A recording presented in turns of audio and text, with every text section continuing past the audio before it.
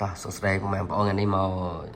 ចែកម្លែកជាមួយនឹងការប៊ូសអេដថ្មីមកចង់សាកមួយតា2025ឈានចូល2026តើការប៊ូសវាយ៉ាងម៉េចដែរបងប្អូនមើលការប៊ូសខ្ញុំទៅចាប់ដើមប៊ូសមួយថ្ងៃ2ថ្ងៃតែ2ថ្ងៃហ្នឹងចុះនេះ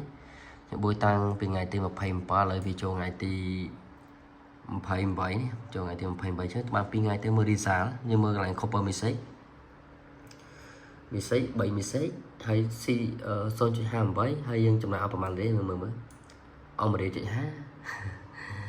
ហើយពីការប៊ូសវិញយើងប៊ូសមរី.5យើងទៅបាន3 message ហ្នឹងយើងអត់ដឹងថាលទ្ធផលវាល្អប៉ុណ្ណាទេហើយបងខ្លះប៊ូសមិនស្រួលបានដល់ប៉ុណ្ណឹងផងដោយសារអីពេលខ្លះមិនមែនគាត់ខ្វះបច្ចេកទេសទាំងអស់ទេអាចតែពេលខ្លះមកពីបច្ចេកទេសគាត់ខ្លះផងមកពីពាក់ព័ន្ធជាមួយនឹង technique ប៊ូសផងពាក់ព័ន្ធជាមួយនឹងការធ្វើមេតិកាឬក៏ page គាត់អត់បានអាប់ដេតផងអញ្ចឹងធ្វើការឲ្យការលុបរបស់គាត់វាធ្លាក់ទៅតាមនឹងដែរបងប្អូនណាអាហ្នឹងយើងមើលតអស់គ្នាទៅអញ្ចឹងយើងមើល result អញ្ចឹងពាក់ព័ន្ធជាមួយបងប្អូនដែលកំពុងតែជួបបញ្ហាប៊ូសកាំងប៊ូសម្ដាឬក៏ថាប៊ូឡាយឬក៏ប៊ូផលទេឬសេវាកម្ម TikTok ឬក៏សេវាកម្មផ្សេងៗនេះបងប្អូនអាចឆាតមកកាន់ page admin បានបងប្អូនណាសូមអរគុណ